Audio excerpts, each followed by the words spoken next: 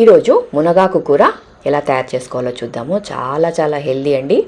ఈ మధ్యకాలంలో ఎక్కువగా మునగాకు తీసుకోండి, మునగాకు సూప్లో అయినా లేకపోతే పౌడర్లా ఇలా రకరకాలుగా తీసుకోండి అని చెప్తున్నారు కదా. సో ఎంతమంది ఎన్ని విధాలుగా చెప్పినా మనం మాత్రం టేస్టీగా ఉంటేనే కదా తింటాము.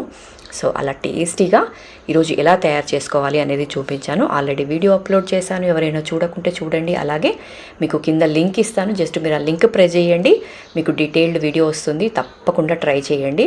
వారంలో ఒక రోజైనా ఇలా మునగాకు చేసుకొని తినండి. చాలా హెల్దీ.